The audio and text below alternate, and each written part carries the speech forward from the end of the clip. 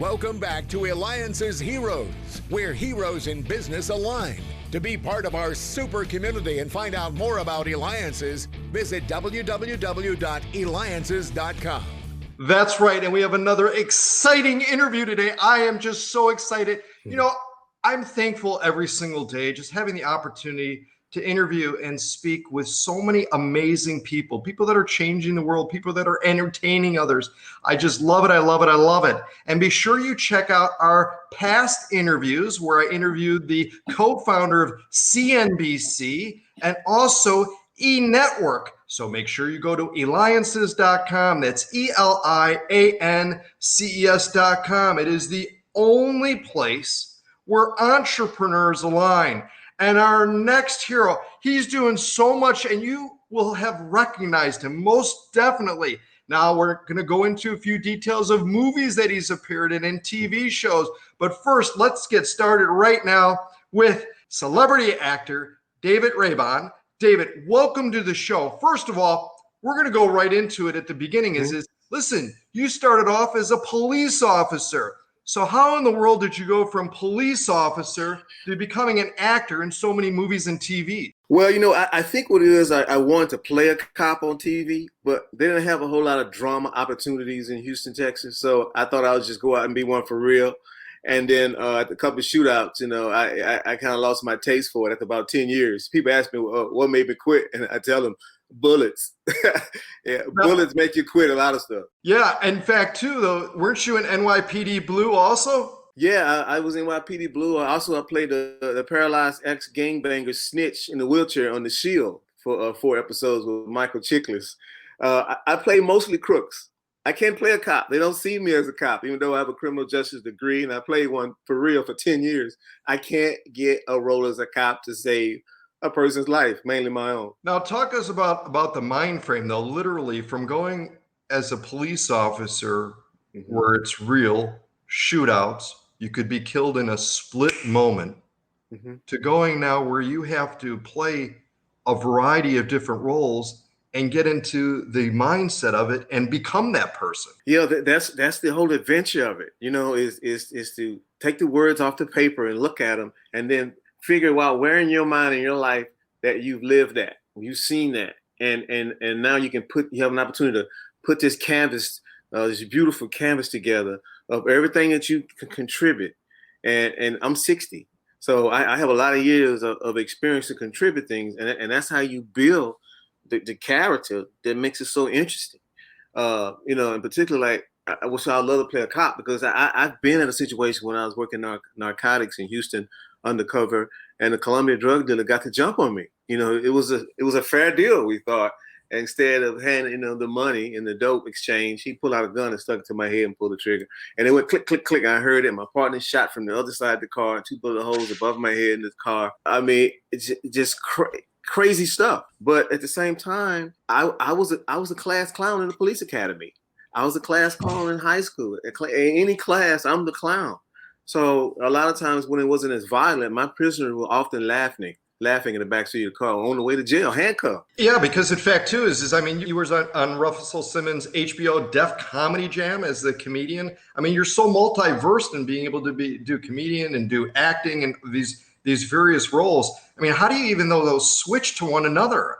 I don't know. It's kind of a beautiful schizophrenia in a sense.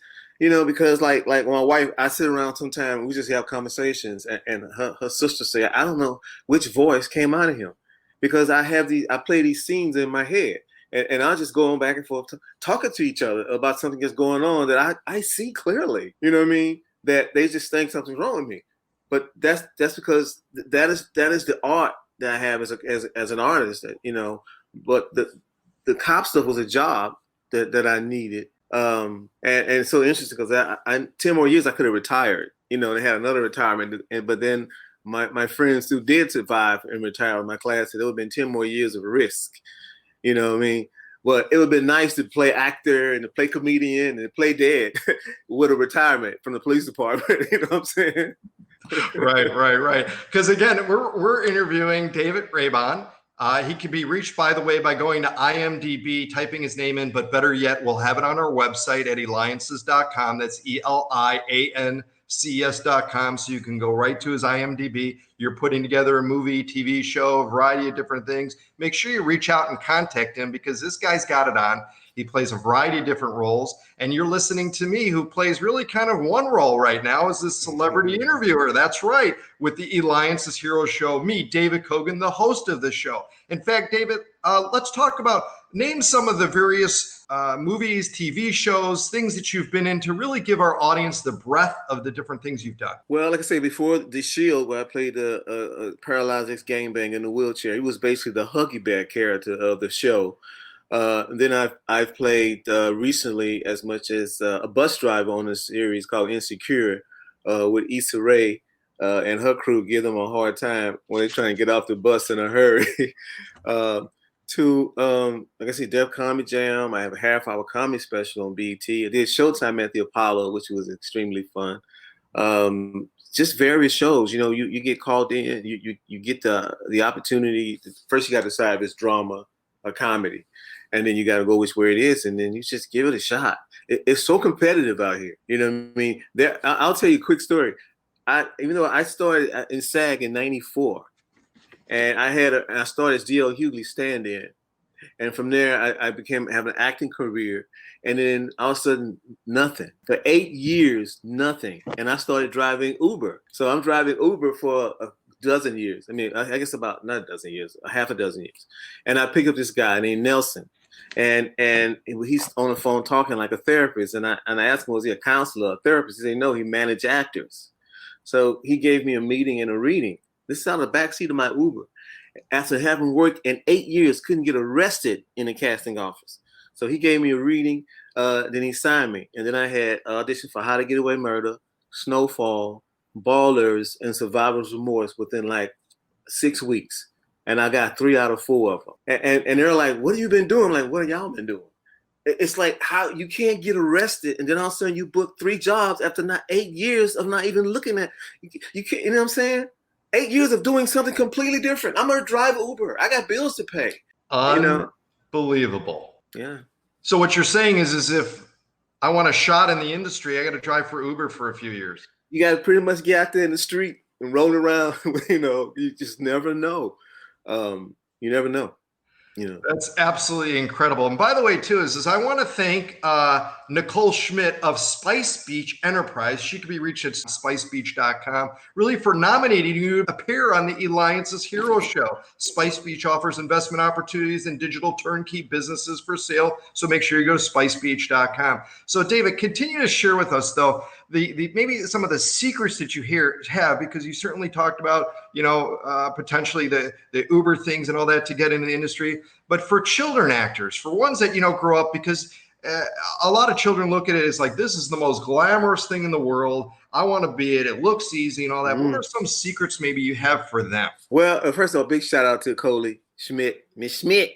I call her Coley. Coley. She was my first webmaster back when GoDaddy had just started. I would say get in everything theatrical. I would say get in if you're in the 3rd grade and they're beginning to learn instruments, band, piano, even cymbals. Because I have a story for everything about everything that has done me purposely to share with you. When you're a kid, get them in whatever it is. If get them as much things that can give them opportunity to expose the talent they may have naturally, or the talent they may develop with those things, because those are things that may carry them away. You never know, So theater, hit the plays, get every play, church play, a neighborhood theater play, community theater. Do that first. Build a resume with that. And once you get that, then you try to do commercials, which are much easier when you got a resume to get a commercial agent.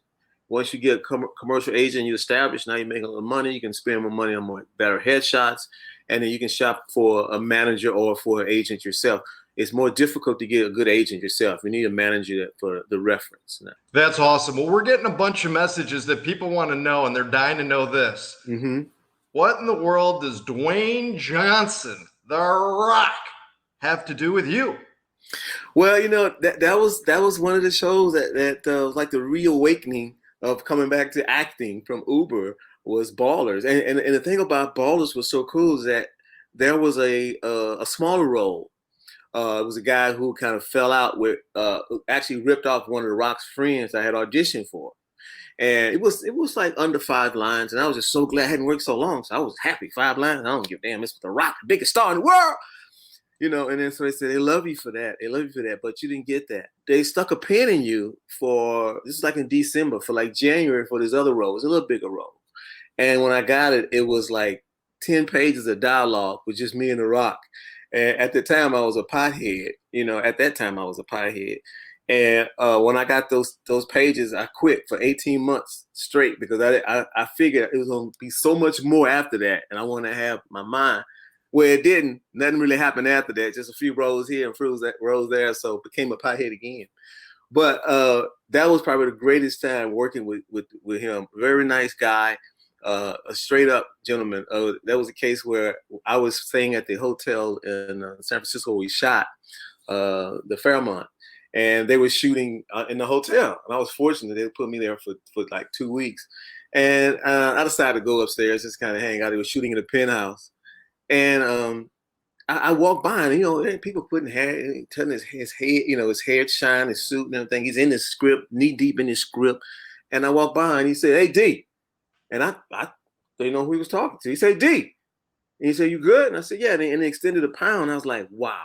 I've worked with a lot of stars. They don't even see you when you're in the scene with them, let alone see you walking by when you're not even working that day. But we had an opportunity to work 2 weeks with Dwayne Johnson. Very nice, very stand-up guy, man, and huge. It's like King Kong was in the back seat. I was like, this dude is so, his hands, like he reach over. If you see the clip on IMDb or you've seen the show, he is really a big dude and can eat. The dude can eat. I love it. Well, I got to tell you, David Raibon, going from cop to Uber driver to celebrity actor to working with The Rock, Dwayne Johnson, you know what, and entertaining others, that makes you a hero. Make sure you go to IMDb to look him up. Otherwise, of course, we'll have it on our website at Eliances.com. ELIANCS.com. That's right. And you've been listening to me, David Kogan, host of the Eliances Hero Show.